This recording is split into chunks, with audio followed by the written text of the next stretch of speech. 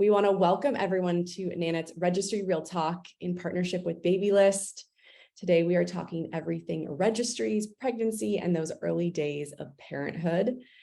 We'd also love to thank the co-sponsor Free People Movement. And we also want to encourage you to use that chat feature. So feel free to write in that chat feature, and we will get to as many questions as time allows at the end. And I didn't introduce myself. Hello, my name is Megan Roup, and I am the founder of the Sculpt Society. I'm coming in from Los Angeles, and I will kick it to you, Cyndi. Thanks, Megan. I am Cyndi Ramirez Fulton. I'm the founder and CEO of a self-care brand called Chill House, and I am tuning in from Miami. And now kicking it off to you, Jen. Hi guys, I am Jen LaBracio. I am Babylist gear editor, which means I write and review baby gear for a living, and it is a super fun job. I am coming in from New Jersey, and I have a 9-year-old and a almost 2-year-old. So lots of personal experience on baby gear too, spanning almost a decade. I love that. Awesome. I just want to remind everyone that, of course, I'm sure a lot of you are here to learn and kind of kumbaya with other fellow mamas. But there is a really exciting giveaway element to this talk today.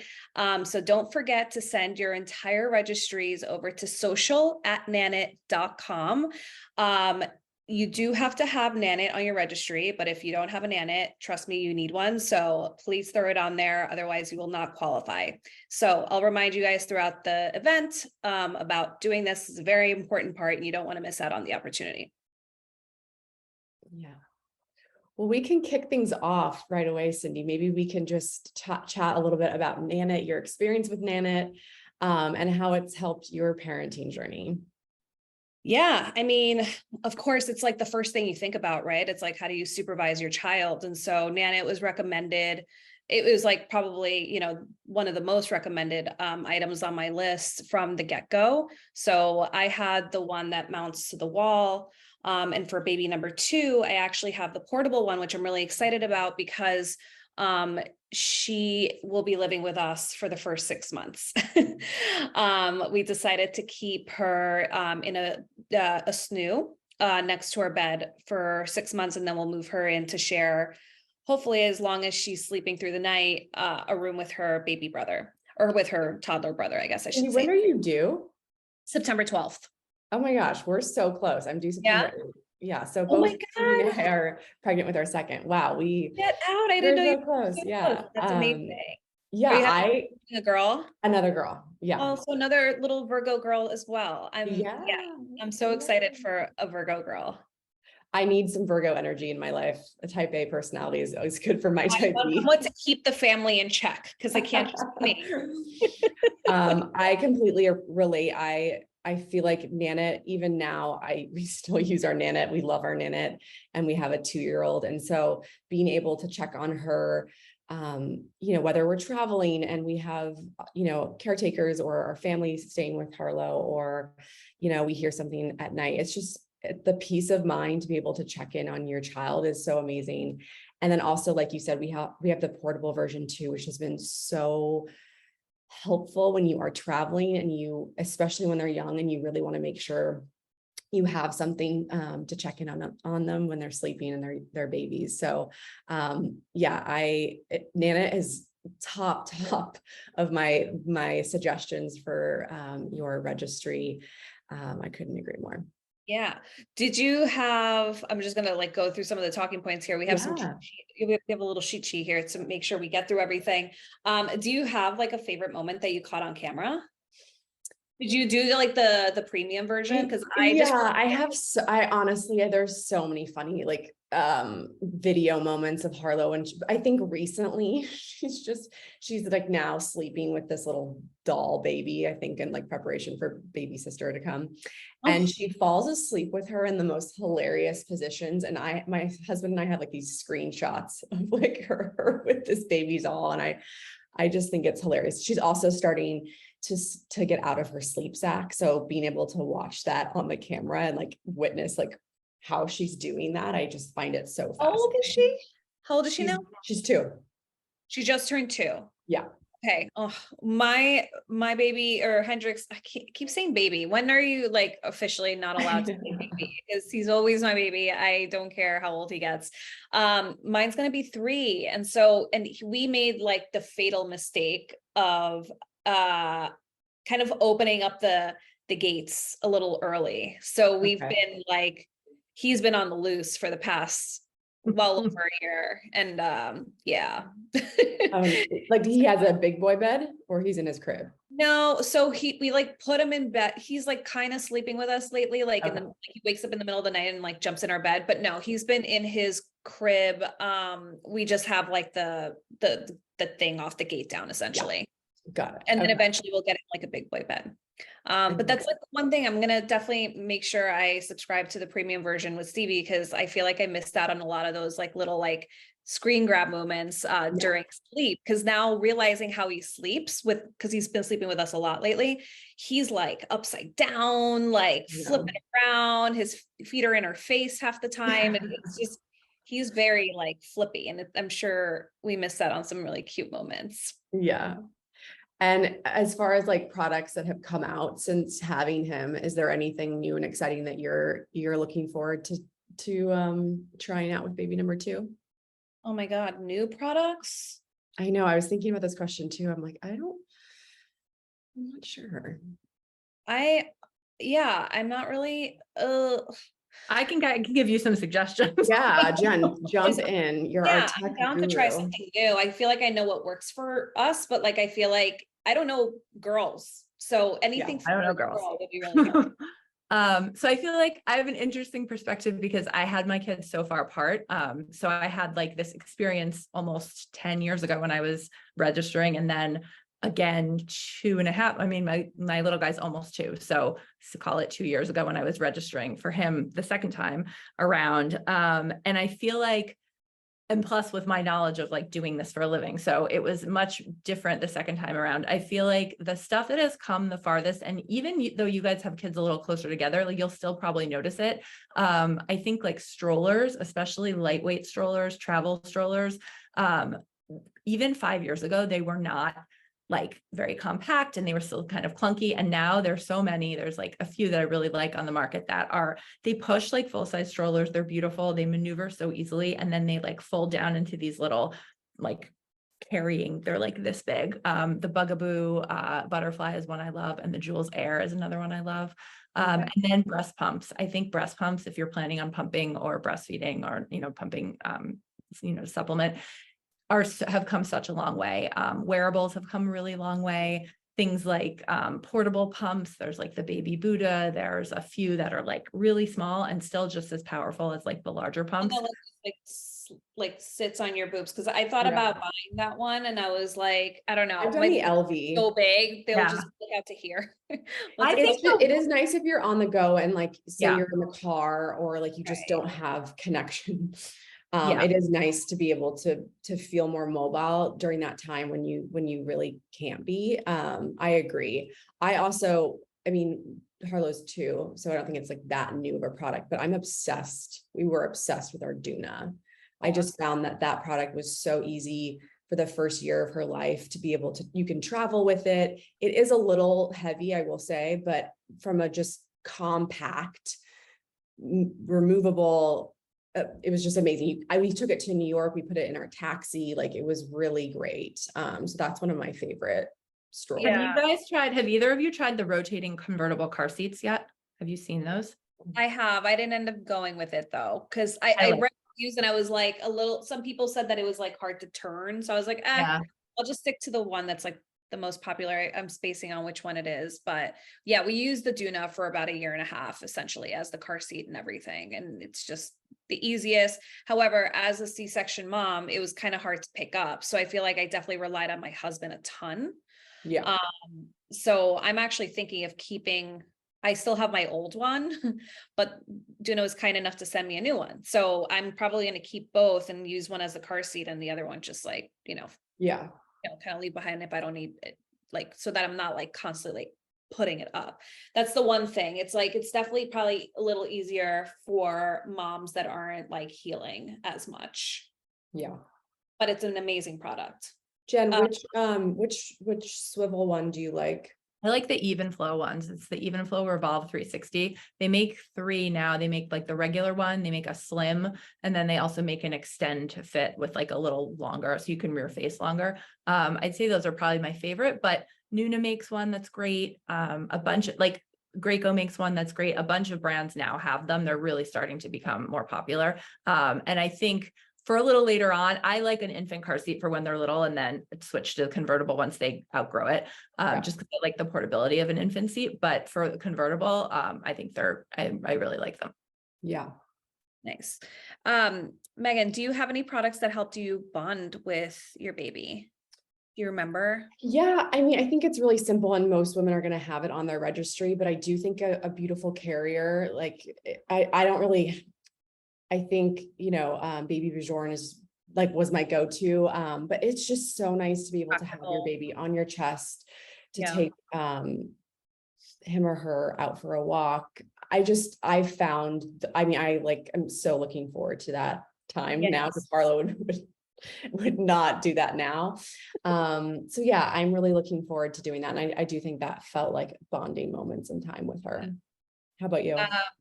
Same. That's carrier, I feel like is that like as close as you can get. I really liked, even though it was really complicated to put on at times, the Solly Baby.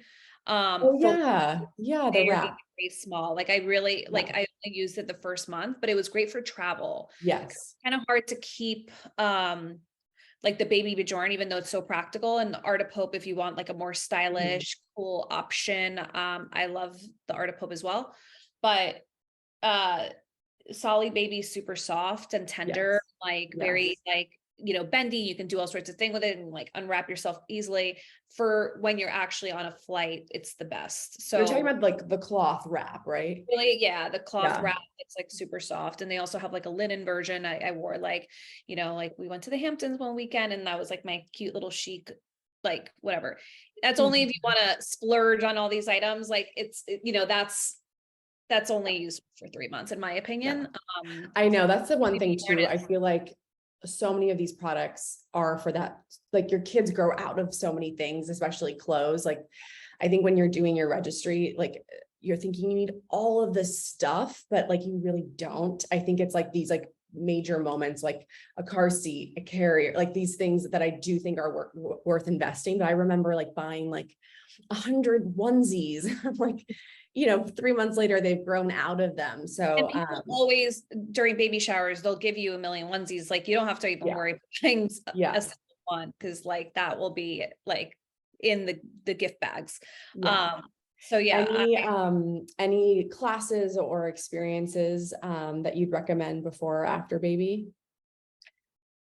Someone just actually recommended pelvic floor therapy, physical therapy. And I know you have a pelvic floor class. I love that you said that. I actually took after I pulled my back. I swear it took me a whole year to put on your pelvic floor classes, and it was really helpful. I'm not really consistent with online workouts, unfortunately. I need like someone physically there a lot of times to really like whip me into shape. So I'll be trying both though, for sure. I think that's so important for women to know about, right? Everyone who is here, if you are pregnant, understanding your pelvic floor, and in postpartum, knowing how to reaccess your core and your pelvic floor. So whether that looks like, Cyndi, you going to a physical therapist, or maybe that's not in your budget, like an at-home workout, we have an entire program, but it will be so worth your time, because when you can just tend to rush back into things. And if you're not giving your body the right tools to recover properly, you may pull your back, like you said, or there may be other things that happen. So I love that piece of advice.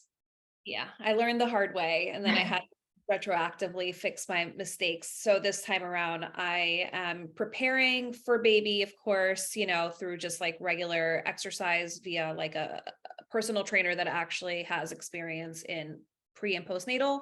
But then, I would love to do some of your classes, and then of course, probably invest in a physical therapist because I'm getting my second one's going to be a C-section as well. So I know what I'm getting myself into, but at the same time, I'm going to have a tougher time healing, of course. Yeah, just a little bit longer of a process.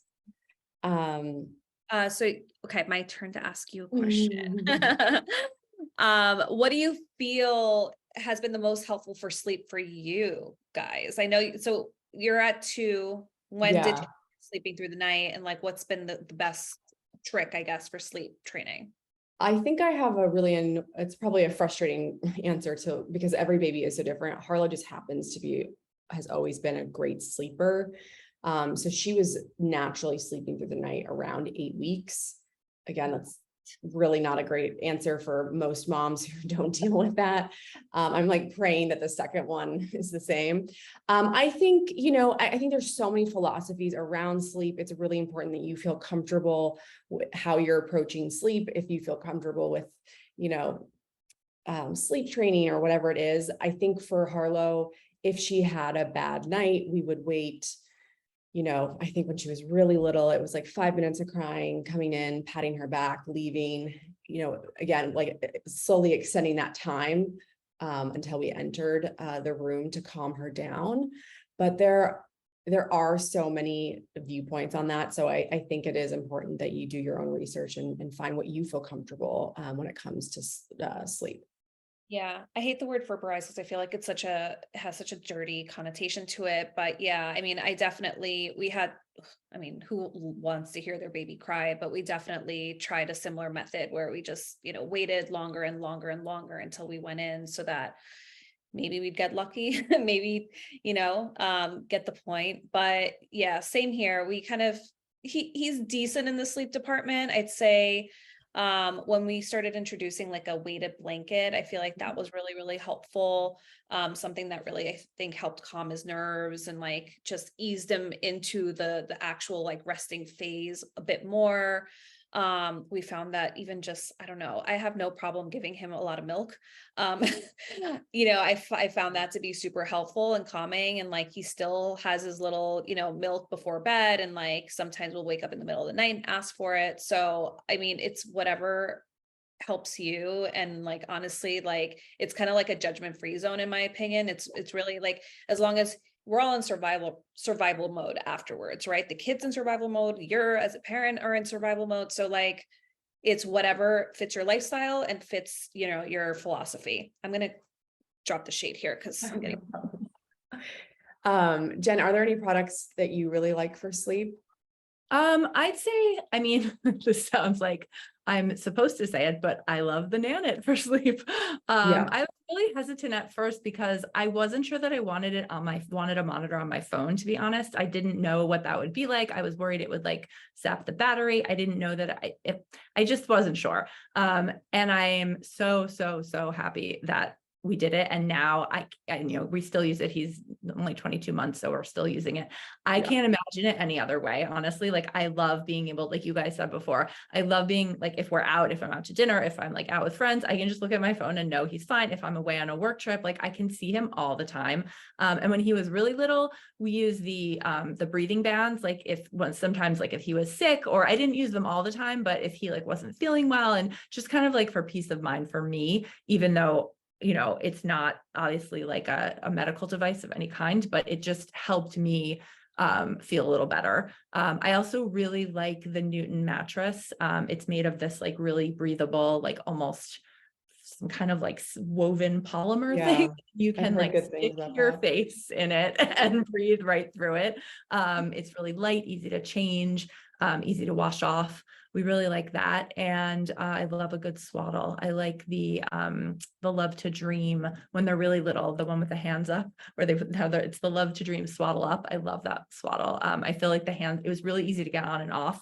And then both of my kids like to sleep with their arms kind of up like this, and it kept him like both of them really secure. So big fan of that. That's great. And then Cyndi, most highly recommended baby product that is worth the hype in your opinion? I see a lot of people in there already talking about the Doona, and we already mentioned it. I feel like that's probably my number one, and my number two is the Snoo, even though it's kind of an investment, and a lot of people I see are asking about bassinets. They have a rental model, so you can do it up to 6 months, which I feel like that's all you need. And for us, it's like, if it's It's our cute room. It doesn't it's not an eyesore. It's just a really lovely device that helps them kind of rock into a good sleep, and it has a little bit of like white noise and all this great stuff that I feel like really helps with soothing them. And you can keep them next to your bed, and then maybe also try to I think my memory serves me right. I think we tried napping him. We napped him mostly in his nursery. So we had their nursery kind of ready to go. And then we had the snoo for overnight, so that it was just easy for me, right? I had him there, put him on my boob, put him back in. It was just a very easy back and forth process during those tough early months. And then eventually you try to ease them into the crib and kind of try overnights that way too. But even if it's just 3 months, I think it's a nice little investment. Yeah. I'm trying to think of my, I had a pretty awful experience trying to breastfeed Harlow. She wouldn't latch, and then I wasn't producing enough milk, and it was pretty much an emotional roller coaster. Did you also have the post, I don't know the technical name for it, but the release anxiety? No, I didn't have that at all. No. She just wasn't latching, and then I wasn't producing enough. So what I ended up switching to was pumping exclusively, and then we would supplement with formula, which I can look back now and be like, of course, but at the time it felt, so emotional to me, because in my mind, I wanted to breastfeed, and because I couldn't, I somehow failed, which is ridiculous. So if there's any first-time moms tuning in, just know that fed is best. But that being said, I had really great memories of the baby Brezza when we were doing formula, because that was so easy to put a bottle together. It's literally like a cappuccino machine for formula. And I really liked that product. Yeah. I think we had the baby Brezza. It's just it heats up the milk, right? Well, it also it's like a cappuccino machine. So it's the espresso is the formula. Okay. And then it puts in the water, and it blends it together for you. So it's all in one. It's pretty great. Definitely need to get that for sure. Because I will say, what the mistake I made is warming milk up for her low, because having to teach her then to not take warm regular milk later on. So I think with baby number 2, that was a lesson for me. She will be getting cold milk. Really? Okay. So that's a really interesting thing to bring up, because I'm having a hard time with that as well. Because Hendrix takes cold milk now, but I think we were so hung up on it being warm and cooking it, and then the bottle is so hot, and then it's you're literally waiting by the bottle to cool off for 20 minutes. And I'm this is ridiculous overnight. I just want to get back in bed. Yeah. So yeah. So what's the plan for baby number 2? Are we going to warm up that milk or not? I will not. I feel the warm milk definitely relaxes them more though. I mean, I guess for your daughter, it didn't. Clearly she was a great sleeper always, but I wonder if the cold milk actually gives them a little bit of a kick. The cold milk, sorry. I don't know. You mean, for their stomach. We'll test and see. I just don't want to be standing in the kitchen for 20 minutes anymore. No, I know. It's just another step of the 100 steps you're already taking.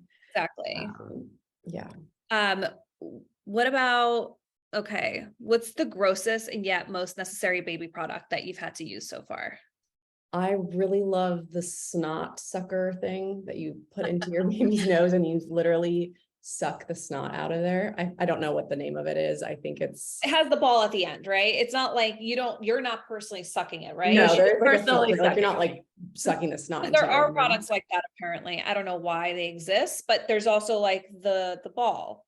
I don't even have the ball. It literally it looks like a on my mouth. No, she's talking about the Frida baby snot sucker, and you do actually suck the snot. However, there's a filter, so it doesn't get anywhere close to your mouth. Don't worry. And it's super gross, but also I have to look at the turkey baster, and I think that the turkey baster, ditch it. Doesn't work. Is it legit? I mean, it's fine, but once you use the snot sucker, you'll never go back. I didn't get the privilege of using this. It's amazing.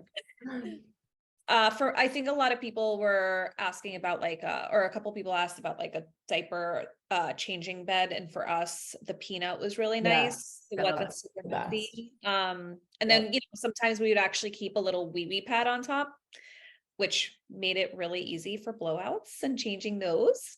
So if you want to double down and just throw like a little, like something to, dispose, and so you don't have to like triple clean and all that. Yeah, That's a good play it. that's a great one. Most underrated baby product. I don't think I had it on my list originally, but someone recommended it. And the Skip Hop for me was a big one. And it's not cute. What is It's that? like, it's just a little like stand-up tray thing. Oh, the activity center? Yeah, that's all it is. It's so simple, but like for us, it helped free up our hands. And luckily Hendrix was like very down to stand up tall. He was like already standing by like 2-3 months. He was just ready to walk early. So for us, he was like not like a blob, pretty like he was like ready to do things. So for us, it was like by month 3, even like 2.5, I feel like we started putting him in there, and he was super happy, just contained and in his little own world with his cute little activities. Yeah, I love those. Also, like the little activity pad that you can lay them on and put that little rainbow thing over and play with. Not that that's underrated. I feel like that's a lot of people do get that one. Precious. Also I'm just remembering the baby Bjorn, the bouncer. I feel like it's super helpful because like, especially those first 2 months, you're just like bouncing them nonstop with your feet, and you're like able to work, do your thing, chill. Yeah. It is nice to have. It was on my list and apparently it's being recalled. Maybe Jen, maybe you know more about this. The DockATot. Oh yes. I loved my DockATot. Me too. Okay, so I'm not a pediatrician, so I'll start with that. Always talk to your doctor about anything safe sleep, because they are the American Academy of Pediatrics is like the go-to. But the problem with the DockATot is that people were using it for sleep, and it is not designed for sleep at all. So for safe sleep, you want a firm, flat surface without anything else. And the DockATot is soft, and it has bumpers essentially around it. So if you're using it for like supervised play, that's very different. Or supervised lounging, it is a lounger. It is not for sleep. And so that is where all that came from. So they did end up recalling it because of that. Because it was too soft? Like because it has sides. So and so you don't want, the risk is that the baby turns and then is up against a cushion essentially. Okay. I loved my DockATot, but I'll talk to my pediatrician. I saved it. I held on to mine. So we have experience with it. I feel like, if you have like a low bed too, and again, I'm not a pediatrician, don't go by me, but we used it a little bit for travel. We had our travel crib, but then we also would take naps with him, like in the center of the bed, like right there. And I would just say consult the American Academy. We'll consult our doctor. We'll all consult our doctors. Safe sleep guidelines. They actually have a lot of really good. It is something like, it sounds boring, but it really is. They have a couple websites that are super easy to digest. If you just Google like AAP safe sleep, it's like 6 or 7 basic principles. And it's a great thing to brush up on before you have a baby, but also to share with caregivers and parents, because especially like grandparents have very different memories of what they did for us. For example, I think my mother laid me on my stomach to go to sleep, and that is not like recommended any longer. So it's just a good thing to kind of like brush up on and talk to your doctor about if you ever have any concerns. That's great. Yeah. Megan, what would you say is the most helpful tip, I guess, or things to know beforehand for moms and dads? I think outside of products, it can just, well, not outside of, everything feels overwhelming, right? There's so much unknown. You are taking care of a human. There's this long list of products that everyone's giving their opinions on what they think you should be buying. At the end of the day, I think just solid advice is use your instincts as parents, right? You are the best for your child. And it's just know that you will figure it out as you go, and you don't have to have it all figured out right now. It's going to come in stages, and I guarantee you need half of what you probably think you need on your baby registry list. That plus like deliveries come pretty quickly, you know? Amazon, I mean, I know not everyone loves it, but you know what, sometimes Amazon, when you have a newborn, you know, diapers, all of that can all be delivered. That's a really good point. Yeah. So don't overwhelm yourself with having everything that you think you need all at once. I feel like one of the things that we like loaded up on is like all this medicine. And I still have like, so much medicine, and Yeah, you know, we do so too. sometimes it comes in handy and I'm like, da, da, da, da. But like, honestly, at the end of the day, what do I give him when he has a little fever? Baby Midol. Like, Yeah. I don't Yeah. touch anything else because I know what works for my kid. And it's very much like, you know, you can get all the advice in the world, but what works, you'll find out. And then that's it. That's all you'll need. Yeah. Any nursery decor or trendy chic products that you think you would recommend for nurseries? I found Etsy to be a great place to go find just like really cute little decals. So in Henny's nursery, we just moved to Miami. This is like our kind of like our new permanent home. But in the city we had a really cute kind of like safari theme happening. So I bought some decals from Etsy from like a local vendor with like giraffes and like palm trees and all these like fun little like stickers. So that's a really fun way and a cost-effective way to decorate your walls. And we're going to do the same with this nursery now. I found like really cute now that he's a little older, and I'm like, okay, how am I going to have like a little boy and a little girl kind of like, coexist here. So I'm getting like brown, smaller little decals of like other animals and stuff like that. So yeah, That's great. probably like my biggest tip. And like a fake plant is kind of cute. And like any like rattan furniture, rattan's very soft. It's not like you can find things super affordable with that material. So yeah, just kind of thinking outside the box. Don't go too expensive with anything. I think you can definitely find like some really cute, like more like DIY looking things. But definitely if you're going to invest in anything, I mean, I think like a really comfy chair is I was just about to say that. Number one for that nursery, just make sure you love that chair. Yeah. I had it was a rocker and a recliner. So I really liked being able to put my feet up. You need an ottoman for sure. Yeah. If it doesn't recline, then definitely an ottoman. Yeah. And a swivel or a gliding chair. 6 Penny actually just introduced some chairs. If you're think you probably get a lot cheaper than 6 Penny, but they have some really pretty chairs for a chic nursery. I'm sorry, my turn. Your picks for most practical baby registry items, and what products do you feel like you use pretty much every day? Practical. I mean, really my answer for that was the chair. Like, I think it's like one of the most practical things you can get for your nursery, a changing table that like you have enough space for, your peanut, your diapers, a little organization moment here, Aquaphor. Totally.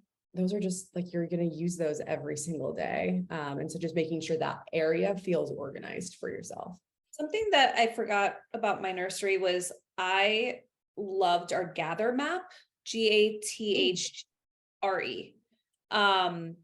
Really pretty like leather mats that are well cushioned, and so it like just lived over our carpet always, and he could play on it no matter what. I didn't have to worry about him falling, or it was just the nursery felt very, very safe and cozy and comfy, and he pretty much played on it, up until we left.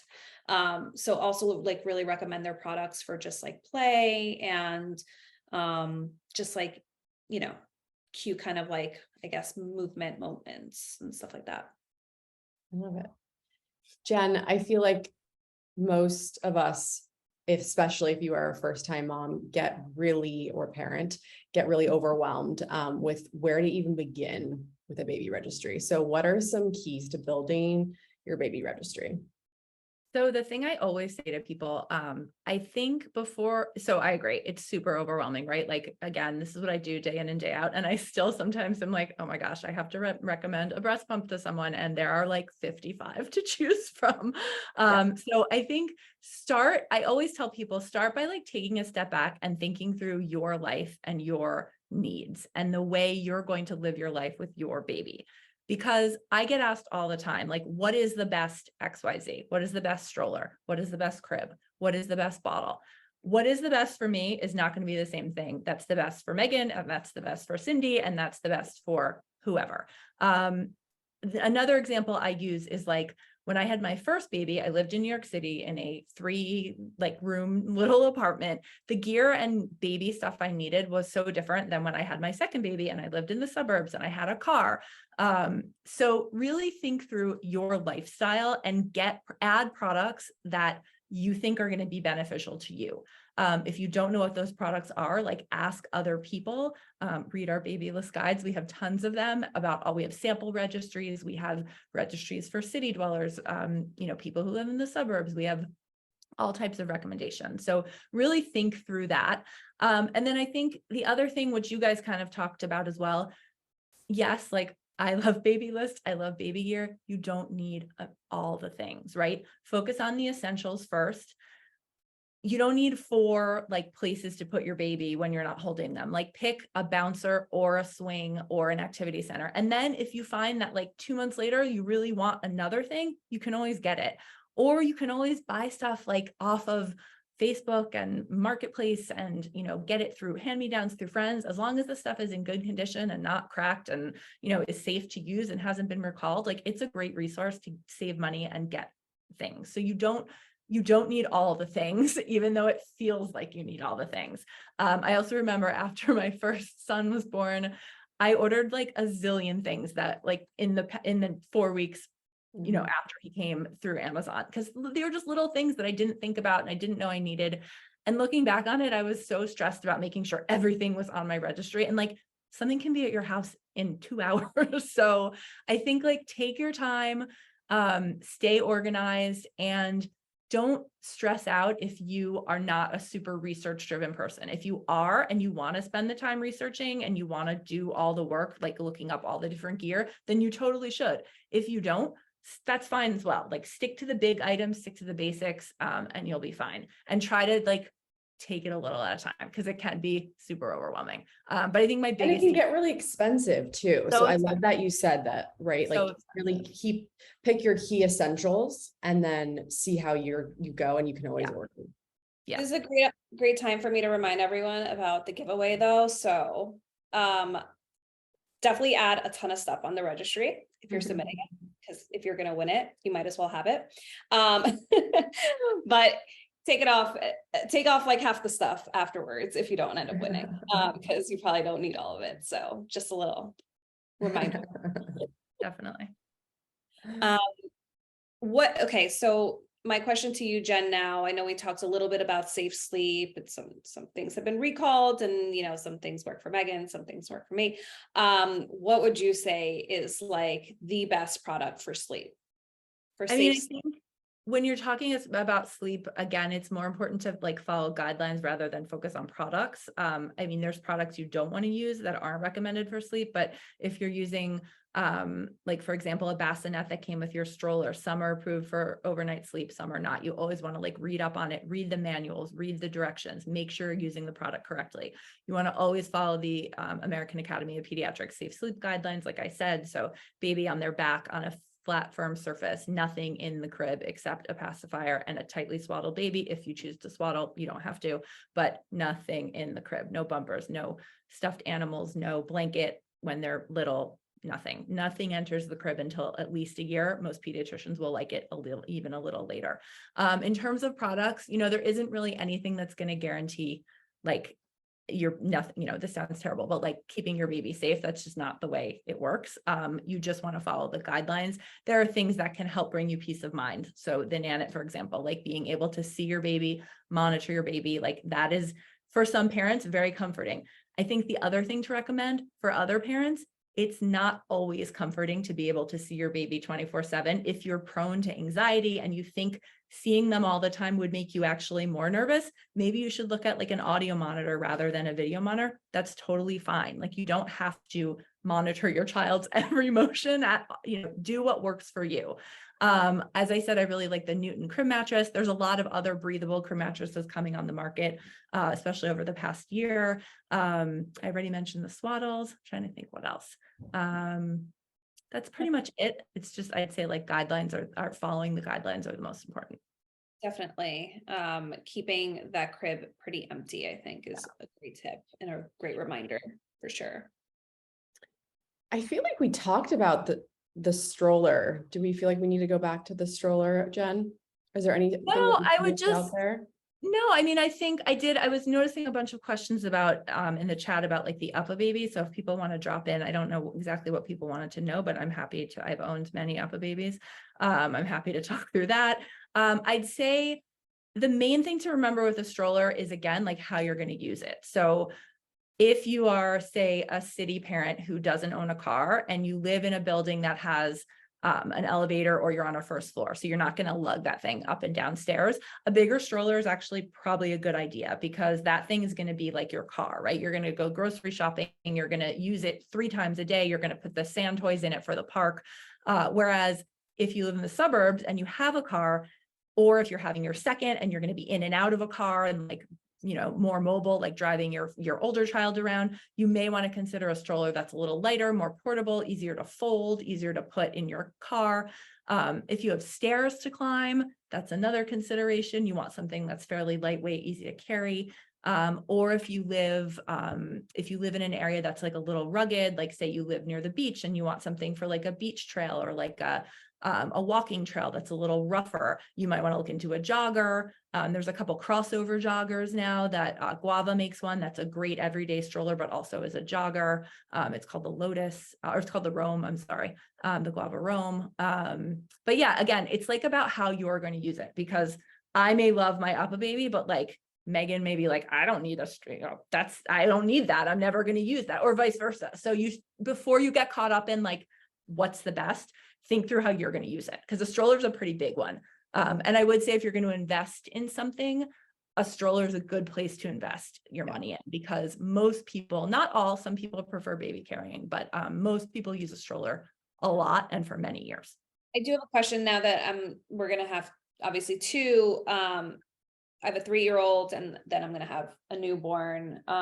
What do you have, like any one brand Great question. does it really, really, really well? Yeah. I think it depends. If you want a tandem, which is front to back, I do love the Uppa Baby Vista for 2, but tandems can be a little tougher to push. They're tougher to They turn. look big.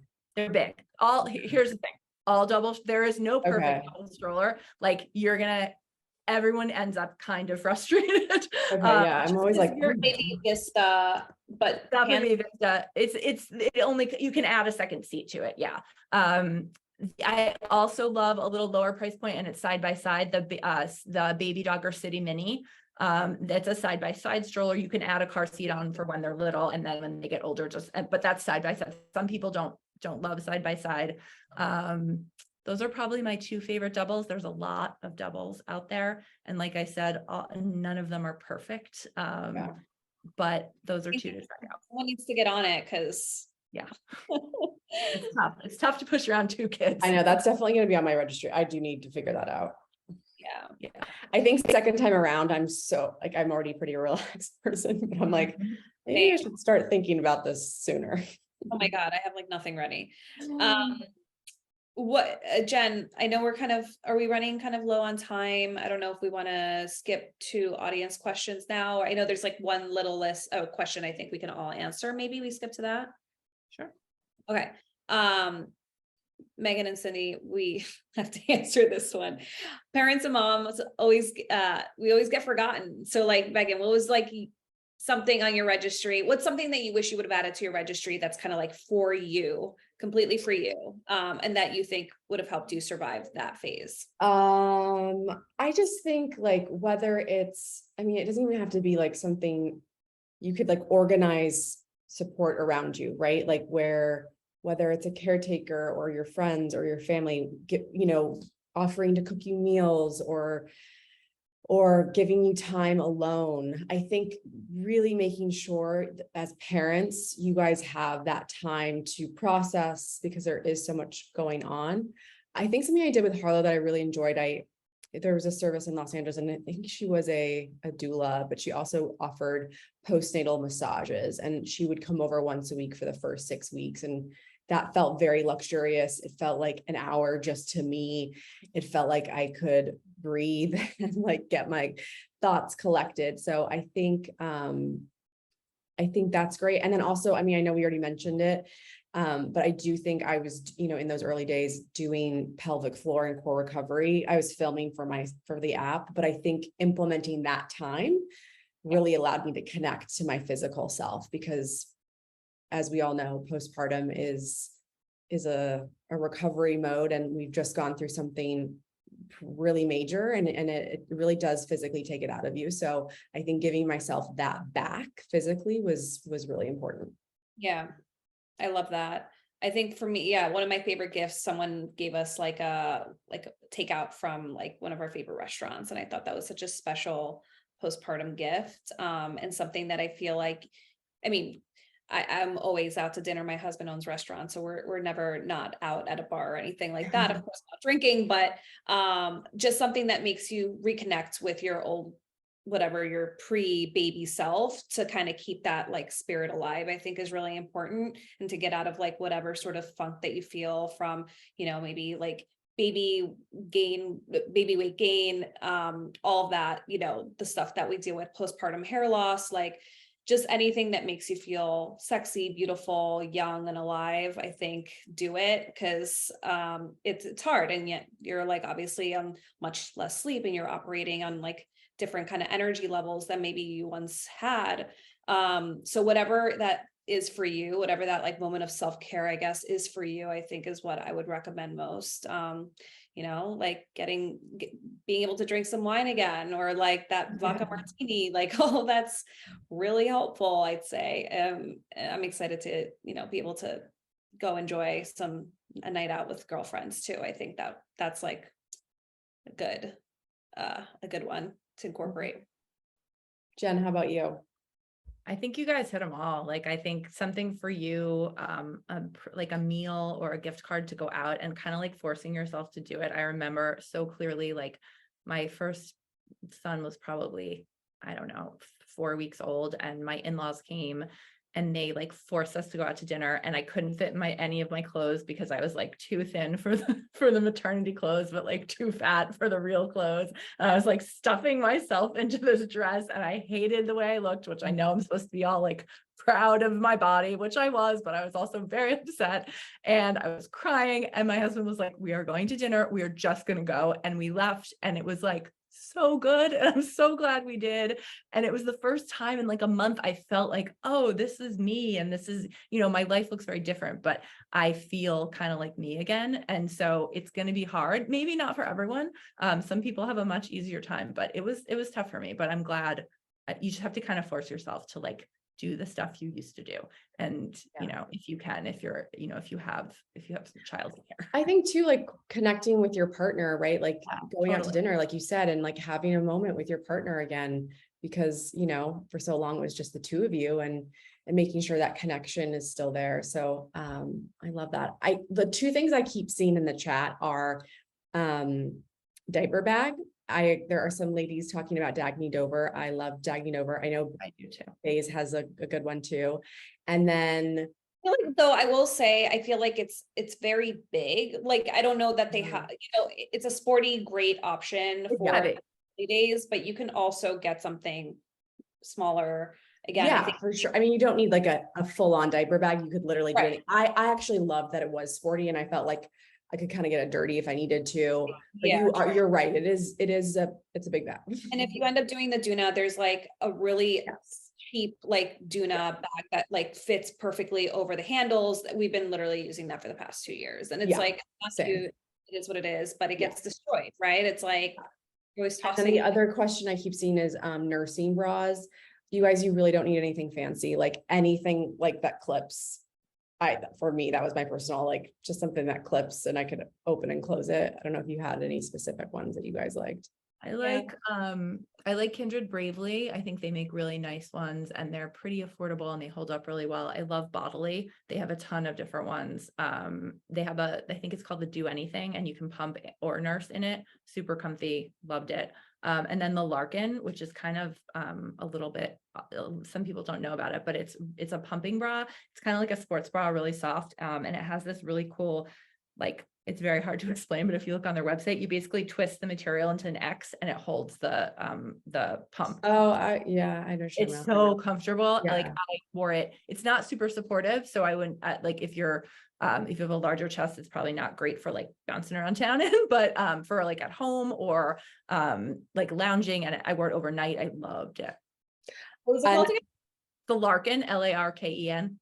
Okay. I also have two other things for any ladies who end up pumping a lot that it was like one of those things that like wasn't on my registry, and like then I was like researching as much as possible. Pumping is painful. Like for me, it was very painful. And so two things that really, really helped me, if you guys get to that point where you are pumping, and I don't know the name of it, but you can literally get it on Amazon. They come in a pack of 2, and it's like this little vibrating heater machine. I'll drop it in it's the Livy lactation. Yes, it is literally a lifesaver. It vibrates and you don't feel it as much. And then also making sure that your nipple fits into the pump size. So we all have different nipple sizes, and there is what is it called, Jen? Like the nipple, the flange. Mm-hmm. So making sure you are fit for your flange. Yes, and they're so good, such good advice. And there are little silicone different sizes that you can purchase to put into your flange. Is that correct? So that it can protect. It's like a silicone insert. Yep. Mm-hmm. Yeah. So it's really silicone flanges as well now. Yeah. Yes. So highly recommend if you guys are going the pumping route. Pumping is not fun, and those two products are really important. Also, nipple balm. So okay. I'm done with my pumping. I saw a couple people, I was like trying to keep track of some of the questions I saw over and over again. Sleep sacks. I love Halo and Kite Baby. They're probably my favorite. Yeah. Mm-hmm. Pumps. People are asking a lot about pumps. Spectra, big fan. Medela makes really good pumps. You should also be able to rent it. We rented ours from the hospital. Yeah, you can rent one. If you want a hospital grade, you can rent. You can also, if you're insured, insurance has to pay for one. Yeah. I would also say something I didn't know, and that I wish I had known, that the wearable pumps, which you talked a little bit about earlier, they're great and amazing for what they are, but for most people, they should not be your primary pump, because most people see like decreased output with them. So if you have a larger pump or like a main pump, and then you use the wearables, like if you're only pumping once a day, or you're not really looking for like a lot of milk, you're just looking to like stash away a little, or if you're in the car and you're like, or at a work meeting or something, they're great for that. Some people, they can work for all the time, but I'd say the majority of people will find a little bit decreased output. So you should always use like a traditional pump. I do have one more question. I don't know, I haven't like Googled this, but if you had a hard time the first time, I was kind of like you, Megan, like I, despite my breast size, did not produce a lot of milk. And my baby was always frustrated with me. And then I ended up supplementing so much because he was just so hungry all the time. Am I going to have the same experience the second time around, or do things kind of change between one child or the other? Like, or can I have a different experience this time? I mean, Jen, you tell us. I've heard that like it can range from kid to kid experience. Okay. So I exclusively pumped for my first son. He was a preemie, so he had his own set of issues, but I was also like an anxious, nervous mess who like would freak out if he didn't get I wanted to measure every ounce of milk that went into his body. Fast forward 7 years, I was 42 years old when I had my second kid, and I was like, it's fine. Like, it's fine. I just put him on the boob and I nursed him for almost a year and a half. I pumped supplements sometimes, but it was such a different experience. I think partially because I was less, I knew what I was doing and I was less stressed, but it can be so frustrating, and like, it's not your fault. Like I know it's so emotional. Like, it really is. You're like in such a, like, Right. Date. Especially those first 12 weeks are so emotional, so heightened. So just making sure everyone tuning in that you are kind to yourself, your body. Yeah, I agree. All of those things.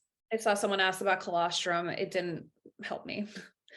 I think everybody's different though. And for me, I had like an actual depression and anxiety that happened with the latch. Oh yeah. Yeah. I've heard of that. So do you experience a little bit of that? Right? So I have to stop. I was like, this is like, I feel really, really terrible. It's not supposed to feel, it's supposed to feel euphoric. I think it's either it feels euphoric or it feels normal, or some women, it feels, really, just awful. And how long did that last every time you breastfed? For a while, yeah, for like 2 months. And then I probably stopped around like month 3. Wow. Yeah. That's really important, I think, to talk about those things, because I think normalizing that conversation that like breastfeeding isn't going to necessarily go a specific way just because you want it to. And like, right, Cyndi, you definitely romanticized, and like everything else is not. It's hard work. Yeah. Nursing a baby is no joke. Pumping is no joke. And by the way, I put so much pressure on myself to pump for 3 months. I thought that was like the minimum I had to do. It was so terrible for my mental health that if that is the way that baby number 2 goes, totally agree. I will not be doing that, because that's totally how I went into it as well. Yeah, totally. So try and take the pressure off if you're tuning in. You may be surprised. Yeah. Yeah.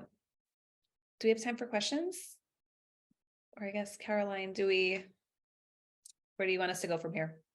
I feel like we answered a lot of I think we got to a lot. Awesome. And I also feel like we shared is there like parting words? Like, oh yeah, I feel like it's like, take the pressure off, like hands off the wheel, like you're going to do the best. You are the best parent for your child, and you need like a quarter of what you think you need for those first couple of weeks with your baby. So you got diapers, you got a stroller, you got a car seat, you got the Nanit, you're pretty good to go. My parting words would be, do not be afraid to ask for help. Yeah. I think there are a lot of people out there, I'm not one of them, that are genuinely nervous to ask people around them for help and support, or answers to questions they don't know the answers to, and they get so overwhelmed.